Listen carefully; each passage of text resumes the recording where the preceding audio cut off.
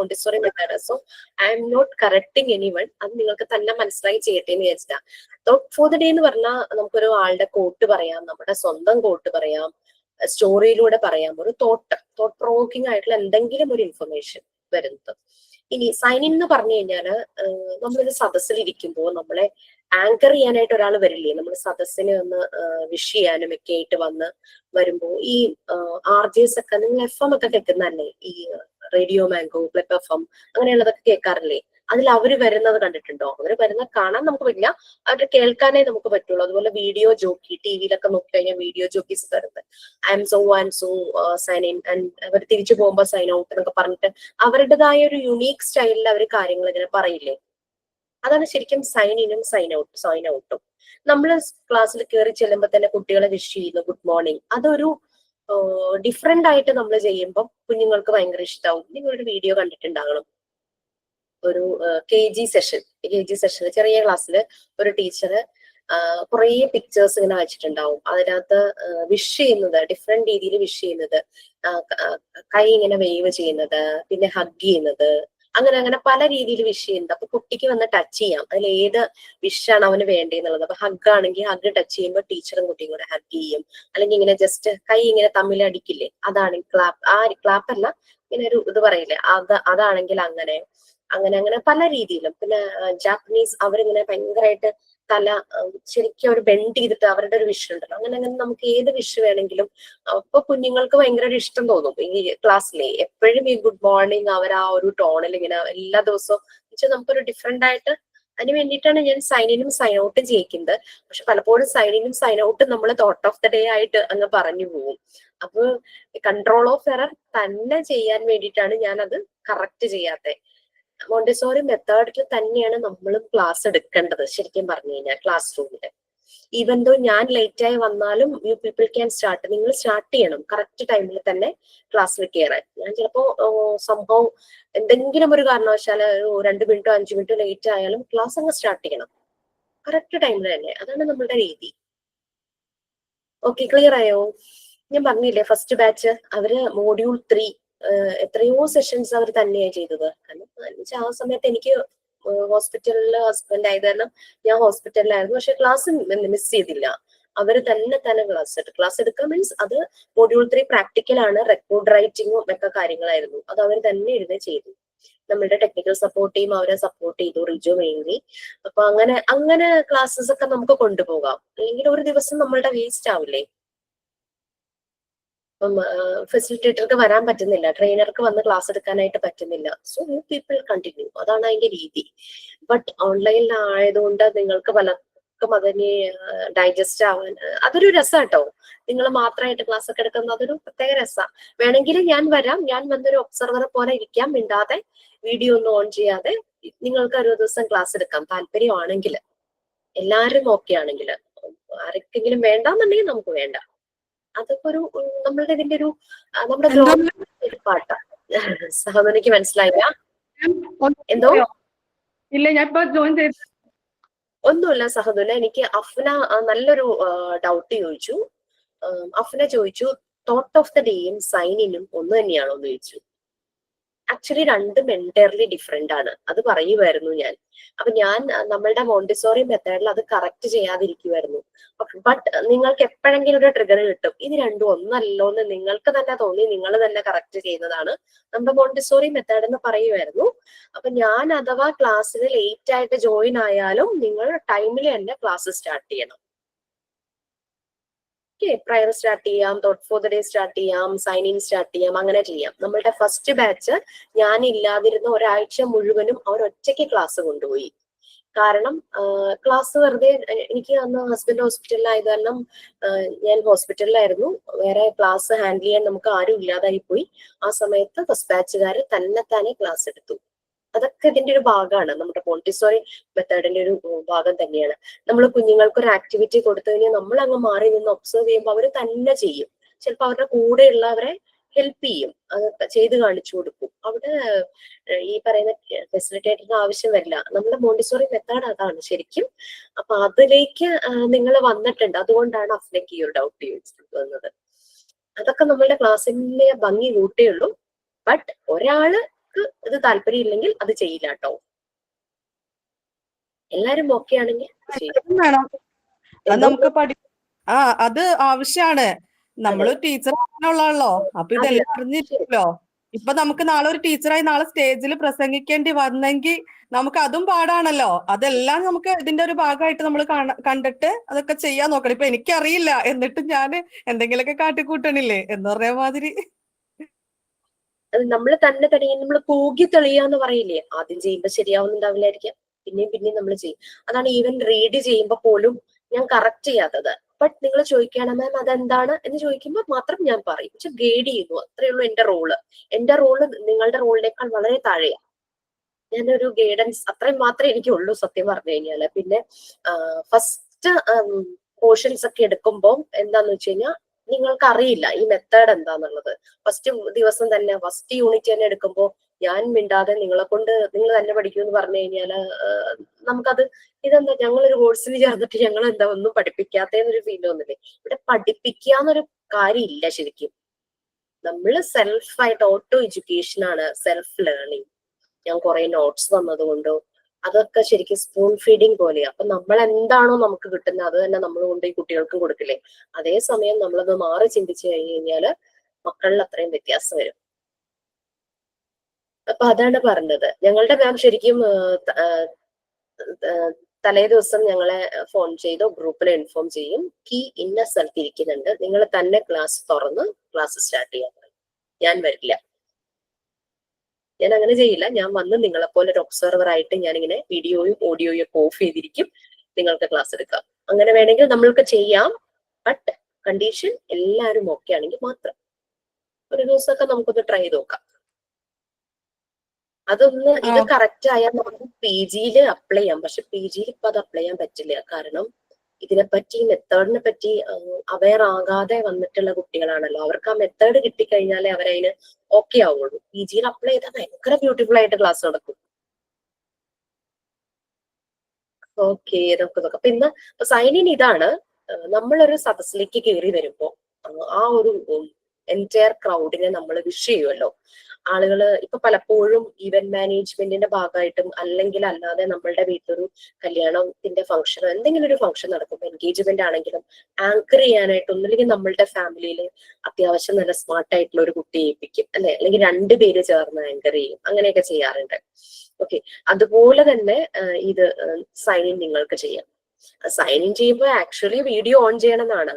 Dancing steps ചെയ്യാം, action song ചെയ്യാം, open ചെയ്യാം, തിരുവാതിര ചെയ്യാം, കൈകൊട്ടിക്കളി ചെയ്യാം, പിന്നെ എന്തൊക്കെയാണ് ഭരതനാട്യം, കുച്ചിപ്പിടി, എന്ത് വേണമെങ്കിൽ അങ്ങനെ ഒരു സർക്കിളിൽ ഇങ്ങനെ ഭയങ്കര റിതം, ഭയങ്കര താളത്തിൽ ഇങ്ങനെ 2-3 ഡാൻസിങ് സ്റ്റെപ്പ് ചെയ്ത് അങ്ങനെ ചെയ്യാം. അതൊക്കെ ഭംഗിയായിരിക്കും. അപ്പൊ ക്ലാസ്സിന് ഒരു എനർജി ആവുമല്ലോ. ഇതിപ്പോ ആരും വീഡിയോ ഓൺ ചെയ്യാതെ തോട്ട് ഫോർ ദ ഡേയും സൈനിനും എല്ലാം ഒരുമിച്ച് പറയുന്നുണ്ട്. ക്ലാസ്സിനെ വെൽക്കം ചെയ്യുന്നു, എല്ലാരെയും വിഷ് ചെയ്തു, അത് കഴിഞ്ഞ് തിരിച്ചു പോകാൻ നേരത്ത് സൈൻ ഔട്ട് ചെയ്യാം. ഇതേ രീതിയിൽ തന്നെ സൈൻ ഔട്ട് ചെയ്തു പോവാം. ശരിക്കും ക്ലാസ്സിൽ എത്ര കുട്ടികളുണ്ടോ അവരെല്ലാരും ചെയ്യണം. ഒരാൾ ചെയ്യുന്നത് മറ്റേ ആള് അതുപോലെ ചെയ്യരുതെന്നായിരുന്നു ഞങ്ങൾക്കൊക്കെ. ഞങ്ങളൊരു 14 പേരെ ഉണ്ടായിരുന്നുള്ളൂ.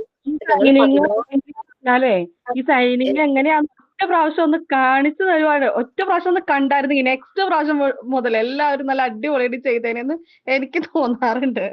ഇതിപ്പോ എല്ലാവർക്കും എങ്ങനെയാ ഇപ്പൊ അഫ്നയ്ക്ക് ഒരു ഡൗട്ട് വന്നില്ലേ, തോട്ടും സൈനിങ്ങും ഒന്നാണോ എന്നൊരു ഡൗട്ട് വന്നില്ലേ? ഇതെല്ലാവരുടെ ഉണ്ട്. ക്ലാസ്സിൽ ഞാനത് കേട്ടു, തോർദിലെ പറഞ്ഞു സൈനിങ് പറഞ്ഞിട്ട്, അതാ ഞാൻ ചോദിച്ചേ.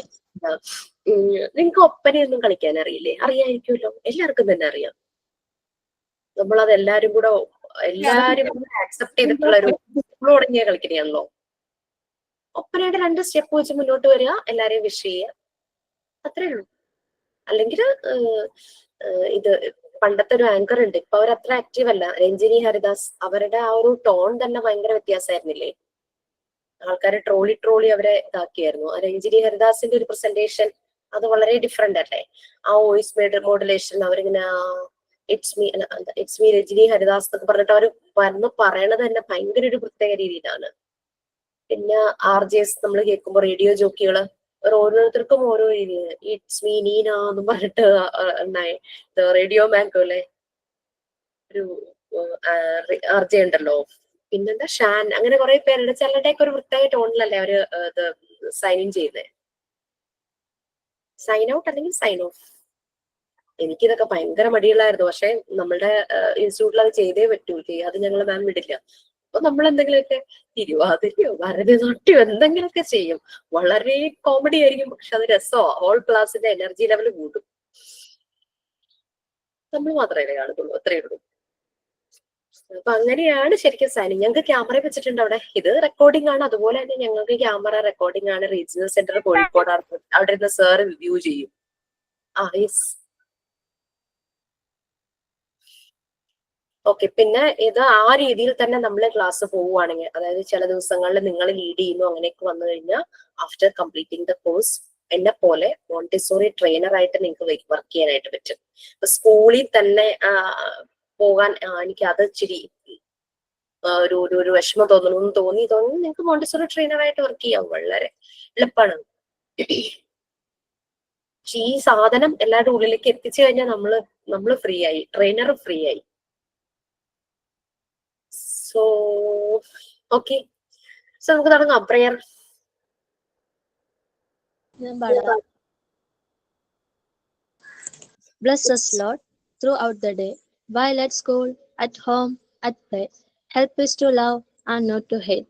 Bless us all, oh Lord, we pray. Thank you. Thought for the day ആരെങ്കിലും റെഡി ആയിട്ടുണ്ടോ?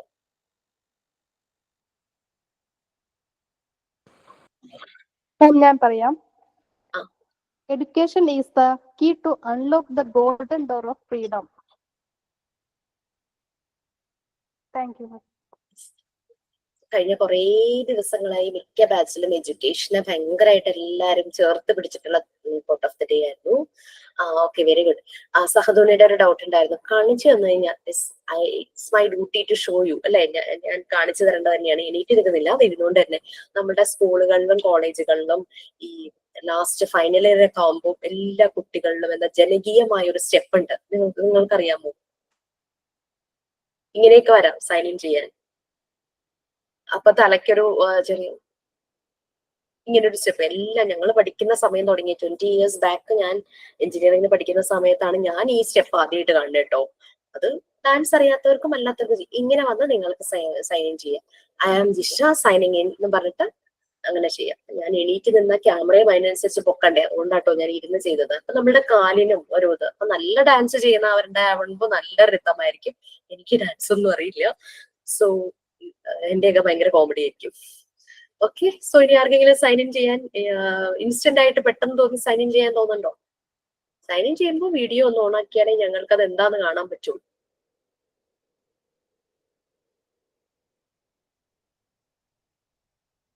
Yes please. ആരുമില്ല. നാളത്തേക്ക് നല്ലപോലെ നിങ്ങൾ പ്രിപ്പയർ ചെയ്യുക. അപ്പൊ സഹദൂരിക്ക് ആ ഡൗട്ട് തീർന്നോ? ചെറുതായിട്ട്.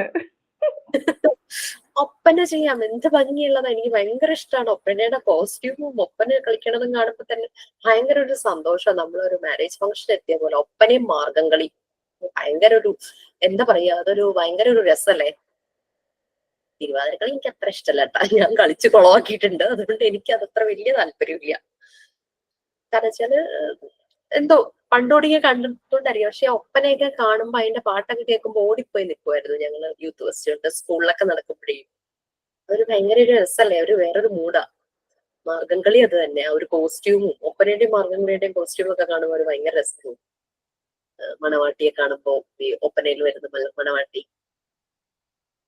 ആ സ്റ്റെപ്പൊക്കെ എടുക്കാം. മാർഗം കളിക്ക് ഭയങ്കര എനർജി അല്ലേ. കൈയും കാലും ഇട്ട് ഭയങ്കര ഒരു എനർജി അല്ലേ. തിരുവാതിരകളി ഇച്ചിരി ലാസ്യഭാവമാണല്ലോ. ഭയങ്കരമായിട്ട് ഇങ്ങനെ ഒഴുകി ഇങ്ങനെ പോയിട്ടിരിക്കല്ലേ. അതൊരു നമുക്കൊരു സ്പീഡ്, നമുക്ക് ഒരു എന്താ പറയാ, നമുക്കൊരു എനർജി കിട്ടണമെങ്കിൽ ഭയങ്കര ഒരു സ്പീഡിലുള്ള എന്തെങ്കിലും കാണപ്പെടുന്നല്ലേ. അല്ലാതെ നമ്മൾ ഭയങ്കര അല്ലാതെ വെറുതെ റെസ്റ്റ് ഒക്കെ ചെയ്യുന്ന സമയത്ത് തിരുവാതിരക്കളിയൊക്കെ കാണാൻ രസമുണ്ട്. ഇപ്പൊ വേറൊരു വേർഷൻ വന്നിട്ടുണ്ട്, ഒരു കൈകുട്ടിക്കളി പോലെ. അതിന് പിന്നെ ഒരു എനർജി ഉണ്ട്, രസമുണ്ട് കേൾക്കാനും. അതിന്റെ ഒരു ഭയങ്കര താളമൊക്കെ അല്ലേ. തിരുവാതിരക്കളി ഭയങ്കര ഇങ്ങനെ ഒരു മോഹിനിയാട്ടത്തിന്റെ ഒരു ചെറിയൊരു വേർഷൻ പോലെ ഭയങ്കര ഇങ്ങനെ സ്ലോയിലായിട്ടാണ് ചെയ്യുന്നത്. പിന്നെ ചില സ്ഥലങ്ങളിൽ മാത്രമാണ് അത് സ്പീഡ്, അത് പാട്ടിനനുസരിച്ച്. സോ അതൊക്കെ സ്റ്റെപ്സ് നിങ്ങൾക്ക് ട്രൈ ചെയ്യാം. പിന്നെ ഫേഷ്യൽ എക്സ്പ്രഷൻസ് മാറ്റിയിട്ട് ചെയ്യാം. എന്തോ മറ്റു ബാച്ചിലെ കുട്ടികളൊക്കെ അത് ചെയ്യലുണ്ടാ?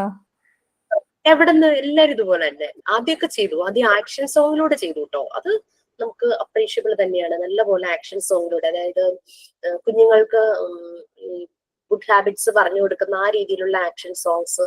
അപ്പം വീഡിയോ ഓൺ ചെയ്യുന്നതോടൊപ്പം ഞാനും അതുപോലെയൊക്കെ ചെയ്യും. പക്ഷെ വേറെ ആരും വീഡിയോ ഓൺ ചെയ്യില്ല. ശരിക്കും അങ്ങനെ come we can do this എന്നൊക്കെ പറഞ്ഞിട്ട് അവര് ക്ലാപ്പ് ഒക്കെ ചെയ്തിട്ട് കുറെ കാര്യങ്ങളൊക്കെ ചെയ്യും. അങ്ങനെ ബ്രഷ് ടീത്ത് അങ്ങനെ ആക്ഷൻ എക്സ് ഒക്കെ കാണിച്ചിട്ട് അങ്ങനെ സൈൻ ചെയ്യും. അത് ഒരു ലാസ്റ്റ് ഐ എം സൈനിങ് എന്നും പറഞ്ഞിട്ട് അങ്ങനെ ചെയ്തിട്ടുണ്ട് ചില ബാച്ചുകൾ. ഈ ബാച്ച് ഉണ്ടോന്ന് എനിക്കൊരു ഓർമ്മയില്ല. നമ്മുടെ ഒരു എനർജി ലെവൽ ബൂസ്റ്റ് ചെയ്യുന്ന ഒരു പരിപാടി തന്നെയാ.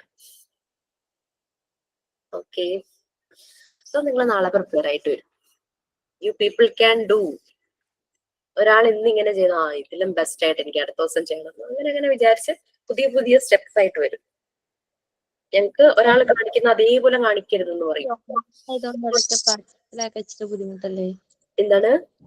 ഓഫ്ലൈൻ ആണെങ്കിൽ ഓക്കെ, ഈ സ്റ്റെപ്പ് ഒക്കെ ഇട്ട് വരുമ്പോ എല്ലാരും കൂടെ ഉള്ളപ്പോ രസമായിരിക്കും. ഈ ഓൺലൈൻ ആവുമ്പോ അതൊക്കെ ആവൂ.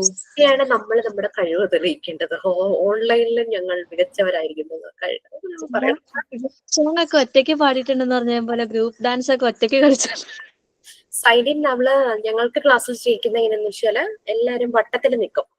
വട്ടത്തിൽ നിന്നിട്ട് തുടങ്ങാൻ പറയും, മാം തുടങ്ങാൻ പറയും. അപ്പൊ സ്റ്റാർട്ടിങ് ട്രബിൾ ആണല്ലോ, എന്തായാലും നമ്മൾ ചെയ്തേ പറ്റൂ. അപ്പൊ പിന്നെ ആദ്യം അങ്ങ് ചെയ്തു കഴിഞ്ഞാൽ തീർന്നല്ലോ എന്ന് വിചാരിച്ച് ചെയ്യും. പക്ഷെ അവിടെ ജഡ്ജ്മെന്റ് ഇല്ല, ആരും ജഡ്ജ് ചെയ്യില്ല. എല്ലാരും ചിരിക്കും അങ്ങനെ. പക്ഷെ എല്ലാരും ചിരിക്കുമെങ്കിലും വേറൊരാളെ നോക്കി ഡോണ്ട് ലാഫ് അറ്റ് ദം അങ്ങനെ ചിരിക്കില്ല, കളിയാക്കി ചിരിക്കില്ല. നമ്മൾ അത് എൻജോയ് ചെയ്ത് ചിരിക്കും. അതൊക്കെ ഇതിന്റെ ഭാഗമായിട്ട് നമ്മളിൽ വരുന്ന ചില ക്വാളിറ്റീസാണ്. അപ്പൊ നമുക്ക് ഒരിക്കലും നമ്മൾ പുറത്തു പോകുമ്പോ ഡാൻസ് അറിയാത്തവര് ചില പാട്ടുകളൊക്കെ കേൾക്കുമ്പം ഡാൻസ് ചെയ്യുന്ന കാണുമ്പോൾ നമുക്ക് ഭയങ്കര ഇഷ്ടം തോന്നും അവരോട്. കാരണം അത് അവരുടെ ആഗ്രഹം കൊണ്ട് അവർ ചെയ്യണതാണല്ലോ. കളിയാക്കാൻ നമുക്ക് ഒട്ടും തോന്നില്ല. മറ്റുള്ളവര് ഇപ്പം അവരെ കളിയാക്കി ചിരിച്ചാൽ പോലും നമ്മളത് നമ്മൾക്ക് ഈ സാധനം ഉള്ളിൽ കയറിയത് കാരണം നമ്മൾ അങ്ങനെ ചെയ്യില്ല. അതൊക്കെ നമ്മളിൽ ഉണ്ടാവുന്ന ക്വാളിറ്റീസ് അല്ലേ. വേറൊരാളുടെ ഒപ്പം എൻജോയ് ചെയ്ത് ചിരിക്കുന്നതും വേറൊരാളെ കളിയാക്കി ചിരിക്കുന്നതും അതൊരു രണ്ടും ഡിഫറെന്റ് അല്ലേ. അപ്പൊ നമ്മളിവിടെ നോൺ ജഡ്ജ്മെന്റൽ ആയിരിക്കും, സെൽഫ് ജഡ്ജ്മെന്റ് ആണ്. ഞാൻ കറക്റ്റ് ആവേണ്ടത് എവിടെയാണെന്ന് വെച്ച് കറക്റ്റ് ചെയ്ത് നമ്മൾ പോകും. പിറ്റേ ദിവസം നമ്മൾ വിചാരിക്കും ഇതിൽ നന്നായിട്ടൊന്ന് സൈൻ ഇൻ ചെയ്യാം, എന്തായാലും എനിക്ക് ഡാൻസ് വഴങ്ങുന്നില്ല, വേറെ എന്തെങ്കിലും രീതിയിൽ സൈൻ ഇൻ ചെയ്യാം, അങ്ങനെ നമ്മൾ വേറെ എന്തെങ്കിലും രീതിയിലൊക്കെ ചെയ്യും. ഞങ്ങളുടെ കൂടെ പഠിക്കാനായിട്ട് റിട്ടയർഡ് ആയിട്ടുള്ള ഒരു മേഡം ഉണ്ടായിരുന്നു. ഹൈക്കോർട്ടിൽ നിന്ന് റിട്ടയർഡ് ആയിട്ടുള്ള ഒരു ഖദീജ മാം ഉണ്ടായിരുന്നു. മാം എന്തൊരു എനർജി ആയിരുന്നു എന്നറിയോ. മാം ഒപ്പനയൊക്കെ ചെയ്തായിരുന്നു സൈൻ ഇൻ ചെയ്യുന്നത്. ഒപ്പന ചെയ്യും, തിരുവാതിര ചെയ്യും, എല്ലാം ചെയ്തിട്ടായിരുന്നു സൈൻ ഇൻ ചെയ്യുന്നത്. പിന്നെ എല്ലാ ദിവസവും തോട്ട് ഫോർ ദ ഡേയും പറയും. അതൊരു കഥയായിരിക്കും, അതൊരു കഥ തന്നെയായിരിക്കും. അത്രയ്ക്ക് തോട്ട് പ്രൊവോക്കിംഗ് ആയിട്ടുള്ള കഥകൾ. റിട്ടയർ ആയെന്ന് പറയുമ്പോൾ തന്നെ ഊഹിക്കാലോ. സ്റ്റേറ്റിന്റെ ആയതുകൊണ്ട് 55 എന്തോ ഏജ് ആണെന്ന്. 2 വലിയ മക്കളുള്ള, ഡിഗ്രിക്ക് ഒരു നേവിയിൽ വർക്ക് ചെയ്യുന്ന ഒരു മോനും ഡിഗ്രിക്ക് പഠിക്കുന്ന ഒരു മോളുമായിരുന്നു ആ ഒരു സമയത്ത്. അപ്പൊ പേരക്കുട്ടികളെയൊക്കെ നോക്കി വീട്ടിലിരിക്കും. കുട്ടികളൊക്കെ കല്യാണം കഴിച്ചു. മാം എന്നും അതെ ഭയങ്കര ഒരു എനർജറ്റിക് ആയിട്ട് അതിന് എന്ത് വർക്ക് കൊടുത്താലും ഒരു ഡിലേ ഇല്ല, ആദ്യം ചെയ്ത് കഴിഞ്ഞു കൊണ്ടുവരും. അങ്ങനെയൊക്കെ. സോ ഏജ് ഒന്നും ഒരു മാറ്ററേ അല്ല. സോ പ്ലീസ് മാം സാരി ഉടുത്താ വരുന്നത്. സാരി ഉടുത്ത് വന്നിട്ട് ഇതുപോലെ ഒപ്പനയായാലും കൈകൊട്ടിക്കളി ആയാലും എന്ത് തന്നെയായാലും ഡിസ്കോ ആണെങ്കിലും മാം കളിക്കും. അപ്പൊ ഞങ്ങളുടെ ഫെസിലിറ്റേറ്റർ പറയും സൈൻ ഇൻ ചെയ്യാത്തവരൊക്കെ ഞാൻ പണിഷ്മെന്റ് തരും, ഡിസ്കോ ഡാൻസ് കളിപ്പിക്കുന്നു. അതിലും സൈൻ ഇൻ ചെയ്യുവാണല്ലോ, നമ്മൾ സൈൻ ഇൻ ചെയ്യും. പിന്നെ നിങ്ങൾക്ക് ഷെറീന ടീച്ചർ എടുക്കുന്നുണ്ടോന്ന് അറിയില്ല, ഞങ്ങളുടെ ക്ലാസ്മേറ്റ്സ് ആയിരുന്നു. ശരണ്യയും ഞാനും ഷെറീനയും ക്ലാസ്മേറ്റ്സ് ആയിരുന്നു. ശരണ്യയും ഞാനും ഒക്കെ ഭയങ്കര ഷൈ ആയിരുന്നു, പക്ഷെ ഞങ്ങൾ ചെയ്യും. നമ്മളുടെ ഷൈനസ് ഒക്കെ അങ്ങനെ മാറി. ഷെറീന പക്ഷെ ഭയങ്കര ഡാൻസർ ആയിരുന്നു, നല്ലപോലെ ഡാൻസ് ചെയ്യും. കുഞ്ഞുങ്ങൾ ഡാൻസ് ചെയ്യണ പോലെ ചെയ്യും, വലിയ ആൾക്കാർ ഡാൻസ് ചെയ്യണ പോലെ ചെയ്യും. അങ്ങനെ ഭയങ്കര ഒരു യൂണീക്ക് ആയിട്ടായിരുന്നു ഷെറീന ചെയ്തത്. ശരണ്യ ടീച്ചർ ശരണ്യ മാം ഉണ്ടോ അപ്പോ നമ്മുടെ മോണ്ടിസോറി കുട്ടികൾക്ക് ക്ലാസ്? ഇല്ല, ശരണ്യ വളരെ എങ്ങല്ലേ. അപ്പൊ ശരണ്യക്ക് എന്താ പറയാ PSCക്ക് നല്ലപോലെ പ്രിപ്പയർ ആയിരുന്നു. അപ്പൊ നമ്മൾ വൺസ് ഒന്നിലെ കമ്മിറ്റഡ് ആയി കഴിഞ്ഞു കഴിഞ്ഞാൽ നമുക്ക് പഠിക്കാൻ സമയം കിട്ടില്ലല്ലോ. അതുകൊണ്ട് പോയത്, അല്ലാതെ വേറെ ഒന്നുമില്ല. നല്ല ജോലിയൊക്കെ കിട്ടി വരട്ടെ. ഭയങ്കര പാവം, നല്ല ഡ്യൂട്ടിയാ.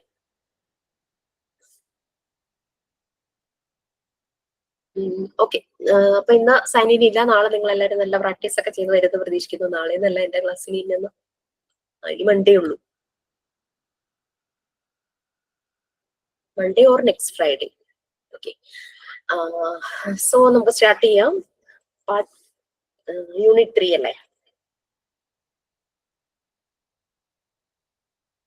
നിങ്ങൾക്ക് പാർട്ട് 4 എവിടെ വരെ?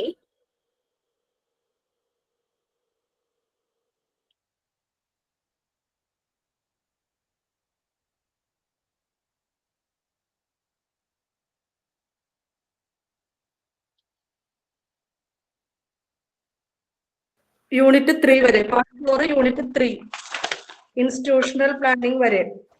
അശ്വതി മിസ് അല്ലേ എടുക്കുന്നേ? Yes ma'am. നമ്മൾ ഇതെവിടെ വരെയായി? ഇതെല്ലാം കഴിഞ്ഞു. ഫസ്റ്റ് പീരീഡ് പറഞ്ഞു, ഇനി സെക്കൻഡ് പീരീഡ് ആണ് പറയാനുള്ളത്. Yes.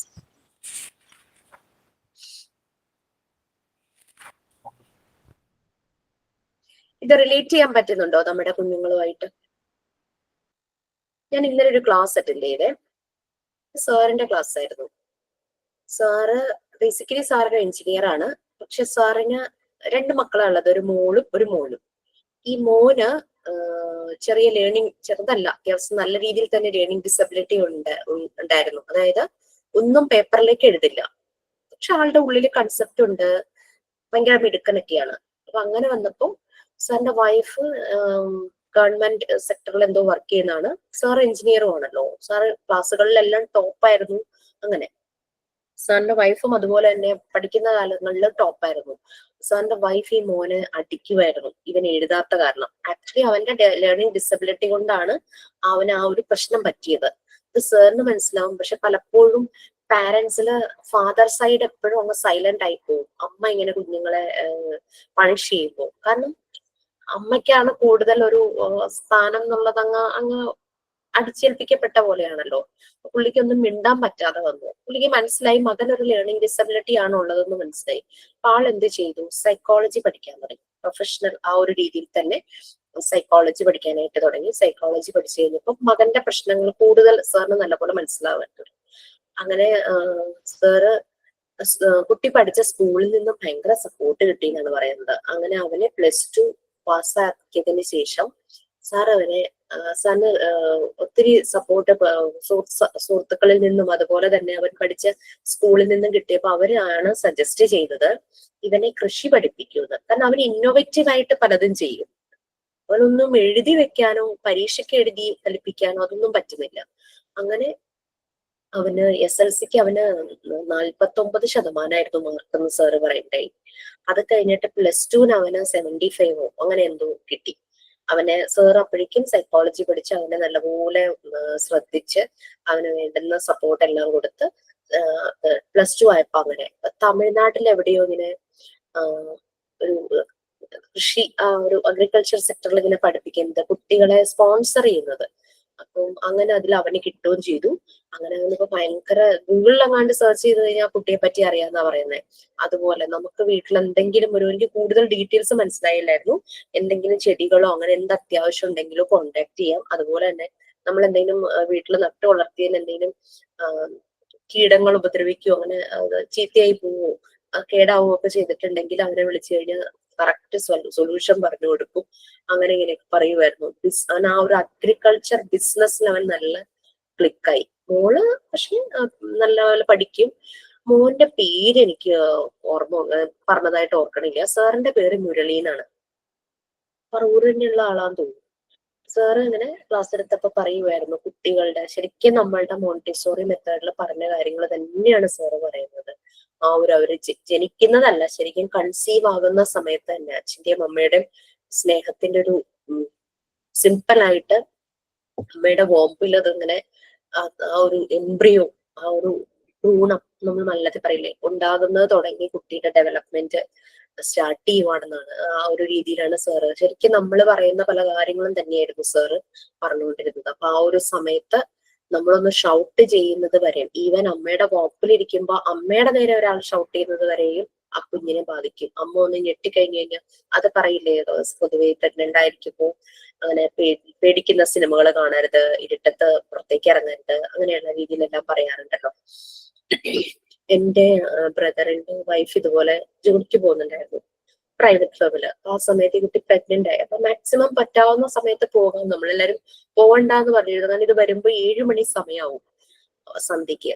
അപ്പൊ ഇങ്ങനെ ബസ് ഇറങ്ങി ഇങ്ങനെ ആള് വന്നുകൊണ്ടിരിക്കുമ്പോ ആ കുട്ടി എന്നോട് പറഞ്ഞതാണ്, അതിന് പേടിയൊന്നുമില്ല കേട്ടോ. ഇങ്ങനെ നടക്കുമ്പോ ഒറ്റയ്ക്ക് ഇങ്ങനെ നടന്നു വരുവാ. നടക്കുമ്പോ നമ്മളിപ്പം 2 പേര് ചേർന്ന് നടക്കുമ്പോ കാലിന്റെ ശബ്ദം കേൾക്കുമല്ലോ, അതുപോലെ ബ്രീത്ത് ചെയ്യുന്ന ശബ്ദം ഭയങ്കര സൈലന്റ് ആണെങ്കിൽ ഈ കുട്ടി പറയണ എനിക്കിങ്ങനെ ആരോ എന്റെ പുറകിലിരുന്ന് ഇങ്ങനെ നടക്കണ ശബ്ദം, ഇങ്ങനെ ശ്വാസം ഇങ്ങനെ എടുക്കും, ശ്വാസം പുറത്തേക്ക് വരണ പോലെ തോന്നുന്നു ഇങ്ങനെ പറഞ്ഞു. കേട്ടപ്പോ എനിക്ക് പേടി, പക്ഷെ അതിന് വലിയ പേടിയൊന്നും ആയില്ല. പിന്നെ നമ്മൾ അതിനെ പിന്നെ ജോലിക്ക് പോകണ്ട എന്ന് പറഞ്ഞു. കാരണം ഈ സന്ധ്യക്ക് വരുന്ന സമയത്ത്, സന്ധ്യാസമയം ഒരു വല്ലാത്ത സമയമാണല്ലോ. ശരിക്കും ആക്സിഡന്റ്സ് നടക്കുന്നതാണ് ഈ ഏർലി മോർണിംഗും സന്ധ്യാസമയം. അപകടങ്ങൾ കൂടുതൽ നടക്കുന്ന ഒരു ടൈം എന്ന് വേണമെങ്കിൽ പറയാം. അങ്ങനെ ഇങ്ങനെ അങ്ങനെ പറയുമായിരുന്നു. അപ്പൊ അതുകൊണ്ട് ഈ പ്രഗ്നന്റ് ലേഡീസിന് അതുകൊണ്ടാണ് സന്ധ്യ കഴിഞ്ഞാൽ പുറത്തിറങ്ങരുത് അങ്ങനെയൊക്കെ പറയും. ചില ശബ്ദങ്ങള്, ചില ജീവികളുടെ ഒച്ചയൊക്കെ ആ ഒരു സമയത്തല്ലേ ഇങ്ങനെ കേൾക്കുന്നതും ഒക്കെ ചിലപ്പോ പേടിച്ചൊക്കെ പോകും. അല്ലാതെ വേറെ അങ്ങനെ ഉദ്ദേശമൊന്നും ആയിരിക്കില്ല. അപ്പൊ അതൊക്കെ ഇങ്ങനെ സാറ് ഓരോന്നും പറയുമായിരുന്നു. അപ്പൊ എനിക്ക് ശരിക്കും റിലേറ്റ് ചെയ്യാൻ പറ്റുന്നുണ്ടായിരുന്നു. കാരണം നമ്മള് പറഞ്ഞു പോകുന്നതും അതേ കാര്യങ്ങളാണ്. നിങ്ങൾക്ക് ചിലപ്പോൾ റിലേറ്റ് ചെയ്യാൻ പറ്റുണ്ടാവും. ആ ഒരു 0 to 6 years, 6 to 12 years അങ്ങനെ. പിന്നെ അടുത്ത 2 സ്റ്റേജസിലെ തന്നെ 4 ഫോർമേറ്റീവ് പ്ലെയിൻസ്, 4 പീരീഡ് ആയിട്ട്. ഞാൻ ഇപ്പൊ കഴിഞ്ഞ ബാച്ചിന് കൊടുത്തൊരു ക്വസ്റ്റ്യനിൽ ഒന്നായിരുന്നു, എത്ര ഫോർമേറ്റീവ് പ്ലെയിൻസ് ആയിട്ടാണ് ഈ മറിയ മോണ്ടെസോറി കുട്ടികളുടെ ആ ഒരു സ്റ്റേജസിനെ ഡിവൈഡ് ചെയ്തിരിക്കുന്നതെന്ന് ചോദിച്ചിട്ട്. അപ്പൊ ശരിക്കും 4 പ്ലെയിൻസ് ആയിട്ട് ഡിവൈഡ് ചെയ്തിട്ടുണ്ട്. അതിന് ടീനേജ് എത്തുന്ന വരെ, അപ്പൊ 13 to ആ ഒരു 12 to ആ ഒരു പ്രായം, അത് ആ ടീനേജ് 18, അത് പിന്നെ 18 to 24 ആവുമ്പോഴേക്കും അവരങ്ങ് നോർമൽ ആവും. നോർമൽ മീൻസ് അവർക്ക് ഭയങ്കര മെച്യൂരിറ്റിയാണ്. എന്ത് ഞാൻ ചെയ്യണം, എന്ത് ഞാൻ ചെയ്യണ്ട, എന്ത് ഞാൻ പറയണം, എന്ത് ഞാൻ പറയണ്ട എന്നുള്ളതിന്റെ നല്ലൊരു ക്ലാരിറ്റി വരുന്ന ഒരു പ്രായം. ഓക്കെ, ശരിക്കും ഈ ഒരു മെത്തേഡ് നല്ലത് തന്നെയാ. സാറ് സ്വന്തം മകന് വേണ്ടിയിട്ടാണത് പഠിച്ചത്. പക്ഷേ ഇപ്പൊ അദ്ദേഹം വളരെ ഫ്രീ ഓഫ് കോസ്റ്റ് ഇങ്ങനെ കൗൺസിലിംഗ് ഒക്കെ ചെയ്യുന്നു. അതായത് പ്രൊഫഷണലി കൗൺസിലേഴ്സ് ഉണ്ട്. അവരെന്ന് വെച്ചാൽ ഒരു സിറ്റിങ്ങിന് അല്ലെങ്കിൽ ഇത്ര മണിക്കൂറിന് പേയ്മെന്റ് ആയിരിക്കും. അപ്പൊ ചിലർക്ക് അത് അഫോർഡ് ചെയ്യാൻ പറ്റില്ലല്ലോ. സാർ ഞങ്ങളോട് പ്രത്യേകം പറഞ്ഞു, അങ്ങനെ ആരെങ്കിലും ഒക്കെ ഉണ്ടെങ്കിൽ ഒന്ന് റെഫർ ചെയ്തോളൂ, കുഴപ്പമൊന്നുമില്ല എന്നൊക്കെ പറഞ്ഞു. നമുക്ക് ചിലരുടെ വേ ഓഫ് പ്രസന്റേഷൻ തുടങ്ങിയപ്പോഴൊക്കെ ഭയങ്കര ഇഷ്ടമായി. ഞാൻ ജഡ്ജ് ചെയ്യുന്നല്ല, പക്ഷെ എന്താന്ന് വെച്ചാൽ ഞങ്ങൾ ഇരുന്ന ഒരു ഗ്രൂപ്പ്, നമ്മളൊരു ക്ലാസ് എടുക്കുമ്പോൾ നമ്മൾ ആദ്യം ഗ്രൂപ്പിനെ മനസ്സിലാക്കിയിട്ട് വേണം നമ്മൾ ക്ലാസ് എടുക്കാനായിട്ട്. ആ ഗ്രൂപ്പ് എന്ന് പറഞ്ഞാൽ കുറച്ച് കൺസർവേറ്റീവ് ആയിട്ടുള്ള ആൾക്കാരുണ്ടായിരുന്നു. നല്ല ഏജ്ഡ് ആയിട്ടുള്ള ഒരു ഗ്രൂപ്പായിരുന്നു. അതായത് ഒരു 70+ ഒക്കെ ഉള്ളവരുണ്ട്, 60+ ഉള്ളവരുണ്ട്, 50+ ഉള്ളവരുണ്ട്. ഞാനാണ് അതിലെ. അപ്പൊ നിങ്ങൾക്ക് ഊഹിക്കാലോ ബാക്കിയുള്ളവരുടെ ഏജ്. എനിക്ക് 46 ആയി. അതിലെ ഏറ്റവും ചെറുപ്പക്കാരി ഞാനായിരുന്നു. സോ നമ്മൾ പിന്നെ ഇതുപോലെ യൂത്തിന്റെ അടുത്തും അഡൽട്ടിന്റെ അടുത്തും ക്ലാസ് എടുക്കുന്നതുകൊണ്ടും നമ്മൾ ഇങ്ങനെയുള്ള കാര്യങ്ങൾ പറയുന്നതുകൊണ്ടും നമുക്ക് ചില കാര്യങ്ങൾ പ്രോബ്ലം ഉണ്ടാവില്ല.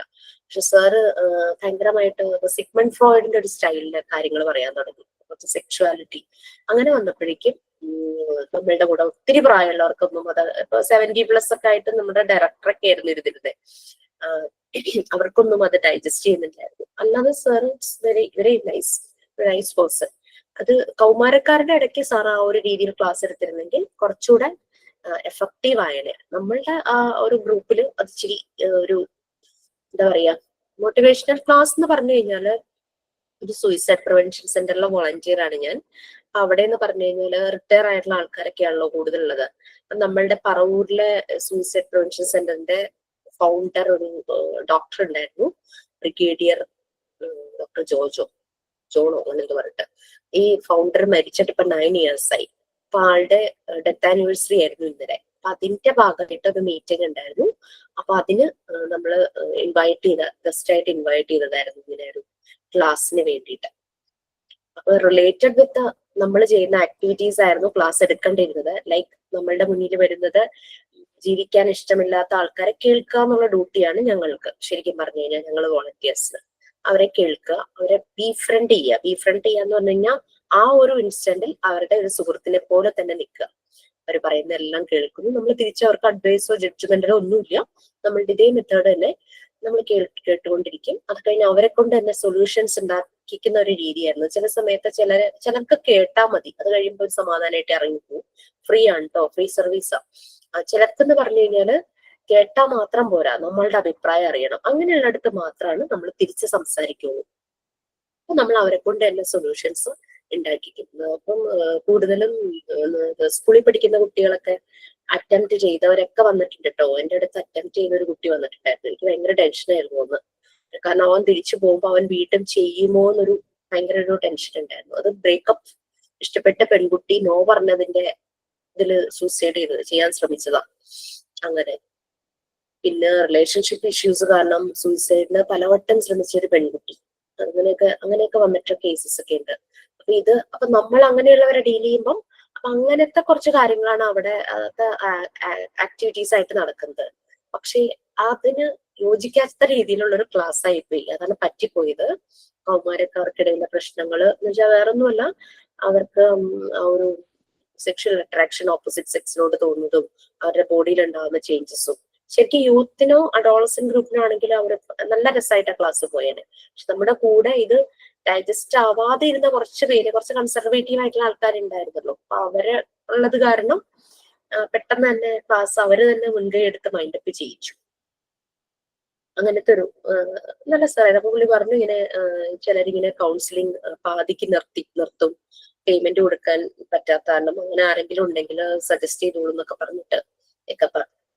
ഞാൻ നമ്പർ വാങ്ങാൻ വിട്ടുപോയി, കാരണം ഭയങ്കര ലേറ്റ് ആയി. അപ്പൊ എനിക്ക് എത്രയും പെട്ടെന്ന് തിരിച്ചു വരണമായിരുന്നു. എനിക്ക് ക്ലാസ് ഉണ്ട് രാത്രി, അത് കാരണം. പക്ഷെ ആരൊക്കെ വാങ്ങിയിട്ടുണ്ട്, നമ്പർ നമുക്ക് കിട്ടാവുന്ന തന്നെയാണ്. ഓക്കെ, അപ്പോ നമ്മളും ഇതേപോലെ കുട്ടികളുടെ സ്റ്റേജസിലൂടെ കടന്നു പോവുകയാണ്.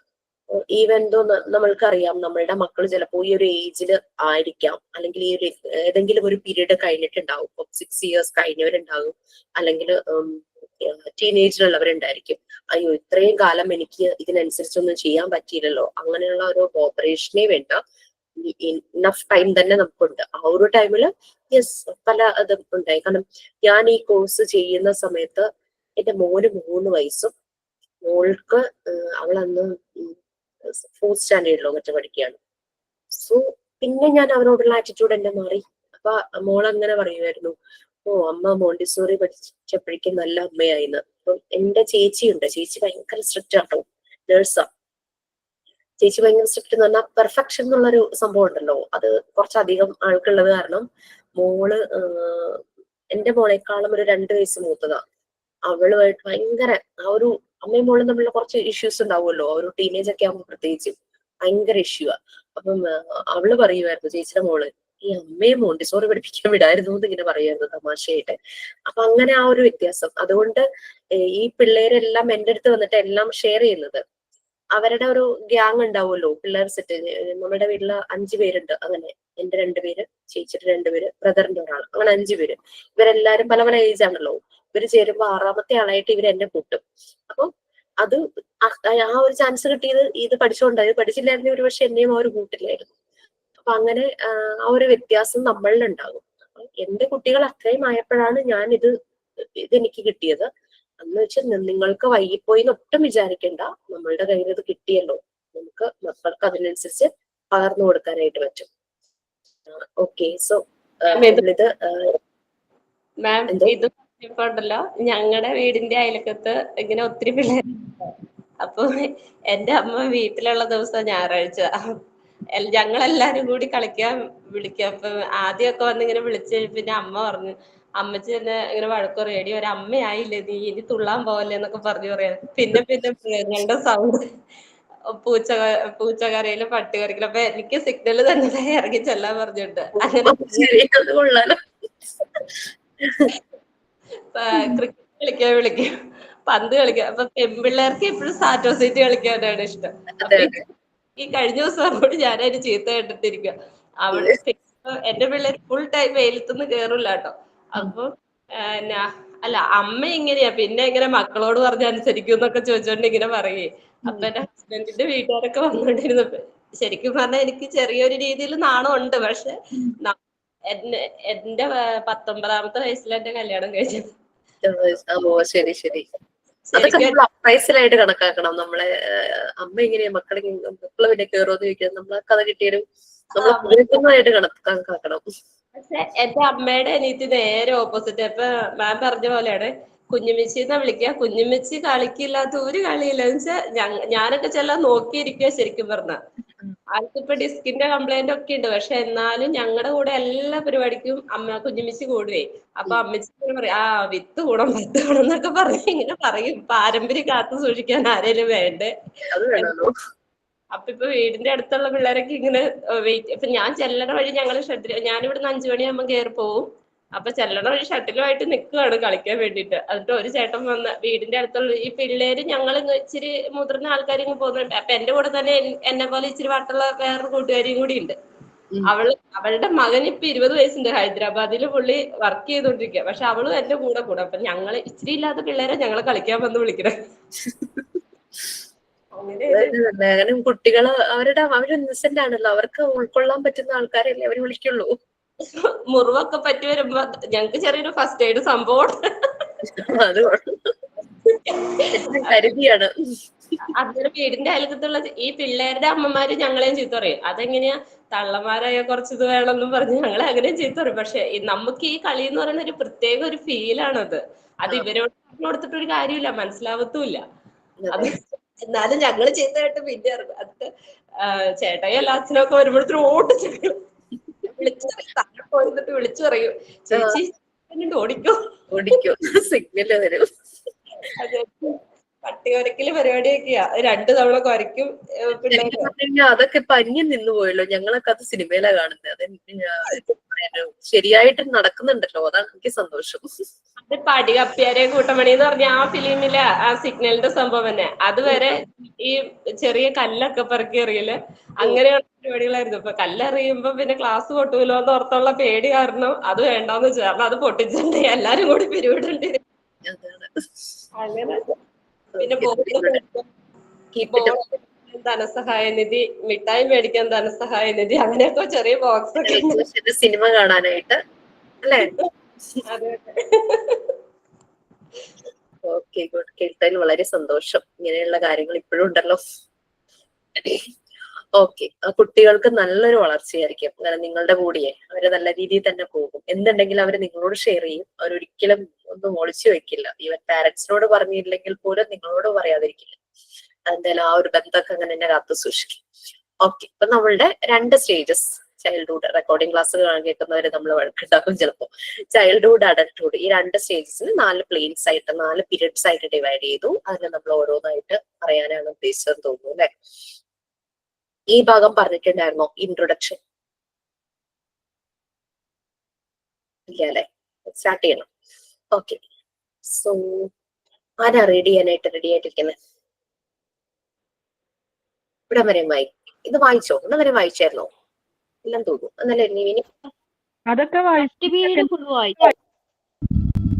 സെക്കൻഡ് പീരീഡ് മുതൽ സെക്കൻഡ് പീരീഡ്. ഓക്കെ, ഇപ്പൊ ഫസ്റ്റ് പീരീഡ് ഒന്നും വന്ന് ജസ്റ്റ് ബ്രീഫ് ചെയ്യേണ്ട ആവശ്യമൊന്നുമില്ലല്ലോ. നമുക്ക് ആ ഒരു ഏജിലെ കാര്യങ്ങളൊക്കെ ഓൾമോസ്റ്റ് മനസ്സിലായി. ആ ഒരു ഏജിലൂടെ കടന്നുപോയ മക്കളുടെ അമ്മയുണ്ടാവും, അല്ലെങ്കിൽ ഇപ്പോഴുള്ള കുട്ടികൾ ഉണ്ടായിരിക്കും. സെക്കൻഡ് പീരീഡ് നമ്മളുടെ ചൈൽഡ്ഹുഡിലെ സെക്കൻഡ് പീരീഡ്, ചൈൽഡ്ഹുഡിലെ 6 to 12 years, ഈ ഒരു സമയത്തുള്ള കാര്യങ്ങളാണ്. സോ സെക്കൻഡ് പീരീഡ് വായിച്ചോളൂ. In the second period, Second period to 12 years. In the second period, Montessori extended change in the direction of development and children's focus. Children's focus changed from one of self-creation to the development as social being. At this stage, children have new powers. In the earlier period, the absorbent mind and sensitive period help a child in his development. However, in the second period, thus are replaced by what Montessori referred to a psychological characteristics. Change in the second period are as follows. Okay, so നമുക്ക് second period ആണ്. Age range എന്ന് പറയുന്നത് 6 years തുടങ്ങി 12 years. Adolescence start ചെയ്യുന്ന ആ ഒരു gate എന്ന് തന്നെ പറയാം 12 years. ടീനേജ് ആണോ എന്ന് ചോദിച്ചാൽ ടീനേജ് അല്ല, എന്നാൽ ടീനേജ് ആണ് താനും. ആ ഒരു രീതിയിൽ അതിന്റെ ഒരു ഗേറ്റ് വേ. ആ സെക്കൻഡ് പീരീഡിലെ മോണ്ടിസോറി പല കുട്ടികളുടെ ഡെവലപ്മെന്റിന്റെ പല സ്റ്റേജസ് കണ്ടു. ആ ഒരു 3 to 6 years, അതായത് 0 to 6 years എന്നുള്ളതിൽ ആ 3 to 6 years ആണ് മോണ്ടിസോറി പ്രിപ്പയർഡ് എൻവയോൺമെന്റിൽ ആ ഏജിലുള്ള കുട്ടികളെ മോണ്ടിസോറി കൊണ്ടുവന്ന് പല ഒബ്സർവേഷൻസ് നടത്തിയത്, അവർക്ക് വേണ്ടുന്ന ഡെവലപ്മെന്റിന് ആവശ്യമുള്ള എല്ലാം പ്രൊവൈഡ് ചെയ്തത്. അപ്പൊ 6 years എന്ന് പറയുമ്പോൾ അപ്പൊ അത് കിട്ടിക്കഴിഞ്ഞ കുട്ടികള് ആ 6 years എന്ന് പറയുമ്പം അവരുടെ ആ ഡെവലപ്മെന്റ് പ്രോസസ് പിന്നെ അവർ നല്ല ഫോക്കസിലാവുകയാണ്. അവരുടെ അവർക്ക് മോർ ക്രിയേറ്റീവ് ആകുന്നു, അവര് സോഷ്യലൈസ് ചെയ്യാൻ കൂടുതലായിട്ട് സോഷ്യലൈസ് ചെയ്യുന്നു. ഞാൻ പറഞ്ഞിരുന്നല്ലോ എന്റെ മോൻ അധികം സംസാരിക്കില്ലായിരുന്നു, ബട്ട് ഈ ഒരു ഏജിലേക്ക് ആയപ്പോഴേക്കും ഭയങ്കരമായി സംസാരിക്കുന്നെങ്കിലും he started mingle with others, അങ്ങനെ മറ്റുള്ളവരുമായിട്ട് സംസാരിക്കാനായിട്ട് തുടങ്ങി. ഈവൻ ദോ ബോയ്സുമായിട്ടാണ് കൂടുതലാണെങ്കിൽ പോലും പെൺകുട്ടികളുമായിട്ടും സംസാരിക്കുന്നതിന് മടിയൊന്നും കാണിച്ചിട്ടില്ല. അങ്ങനെ പിന്നെ പ്രായമായവര്, അതായത് ഇപ്പം അവന്റെ ഗ്രാൻഡ് പാരന്റ്സ് ആ ഒരു ലെവലിലുള്ളവരും അവന്റെ അച്ഛന്റെ ആ ഒരു കസിൻസ് അങ്ങനെയുള്ളവരും ഒക്കെ ആയിട്ട് കളിക്കാനും അങ്ങനെയൊക്കെ അവരുമായിട്ട് പല കാര്യങ്ങളും സംസാരിക്കാനും ഒക്കെ സ്റ്റാർട്ട് ചെയ്തു. ഭയങ്കര ഓവറായിട്ടുള്ള സംസാരം ഇല്ലെങ്കിൽ പോലും സോ അവര് സോഷ്യലൈസ് ചെയ്യാനായിട്ട് തുടങ്ങും. അതുവരെ ഷൈ ആയിട്ടിരുന്നവർക്കൊക്കെ കുറച്ച് ആ ഒരു സെൽഫായിട്ട് അത് മാറി മാറി വരും. കുട്ടികൾക്ക് പുതിയ പുതിയ പവേഴ്സ് വരുവാണ്. ഈ അബ്സോർബൻ മൈൻഡും സെൻസിറ്റീവ് പീരീഡും അതും ആ ഒരു ടൈമിലുണ്ട്. അപ്പൊ നമ്മൾ ശ്രദ്ധിക്കേണ്ടതെന്ന് വെച്ചാൽ 6 to 12 years കഴിയുമ്പോൾ ഇവരെ ഡിസ്റ്റർബ് ചെയ്യുന്ന പല തോട്ട്സും വരാൻ ചാൻസ് ഉണ്ട്. ഈ 6 to 12 years എന്ന് പറയുമ്പോൾ ഒരു ചിലപ്പോൾ 10 years ഒക്കെ കഴിയുമ്പോഴേക്കും പെൺകുട്ടികളില് മെൻസ്ട്രേഷന്റെ സമയം വരാം. ആൺകുട്ടികൾക്കും അവരുടെ ബോഡിയിലും പല ചേഞ്ചസ് വരാം. പണ്ടത്തെ ജനറേഷൻ പോലെയല്ലോ ഇപ്പോഴുള്ള കുട്ടികളിൽ 10 വയസ്സൊക്കെ പറയുമ്പോൾ തന്നെ ചേഞ്ചസ് വന്നു തുടങ്ങിയിട്ടുണ്ട്, പെൺകുട്ടികളിൽ പ്രത്യേകിച്ച്. അങ്ങനെയൊക്കെ അപ്പൊ അവർക്ക് അതൊരു ചിലർക്ക് അതൊരു സങ്കടം പോലെയോ ഡിപ്രഷൻ പോലെയോ അങ്ങനെയൊക്കെ വരാം. അപ്പൊ അങ്ങനെയുള്ള ചേഞ്ചസ് അവരുടെ ഉള്ളിൽ വരാനായിട്ട് തുടങ്ങുന്ന സമയമാണ്.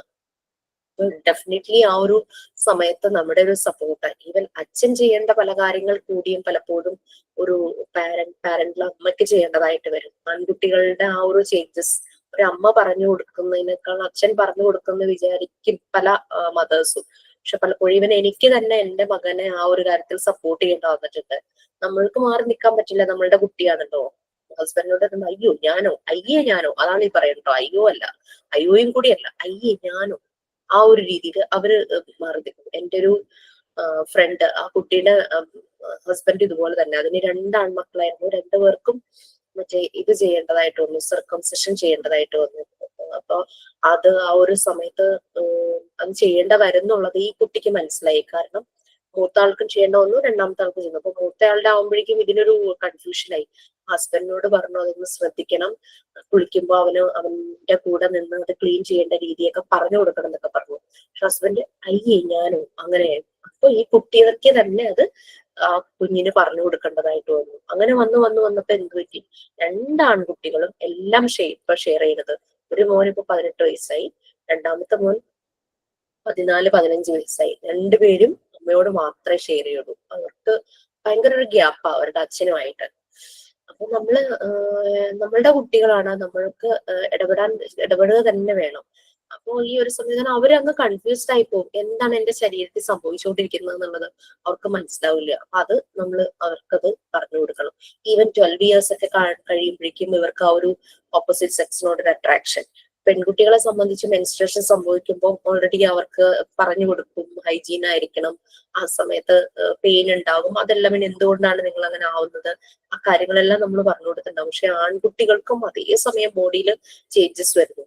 അപ്പൊ ഇത് എന്താ പറയാ, സൈക്കോളജിക്കൽ ക്യാരക്ടറിസ്റ്റിക്സ് ഇവിടെ പറഞ്ഞ പോലെ തന്നെ ആ ഒരു ടൈമിൽ ഇങ്ങനെ ചേഞ്ചസ് വരുമ്പോൾ ഇവർക്ക് ആരോടാ പറയണ്ടേ, ഇവർ ചിലപ്പോൾ റോങ് മെസ്സേജുകൾ കിട്ടുമായിരിക്കും ഇവരുടെ പിയർ ഗ്രൂപ്പിൽ നിന്ന്.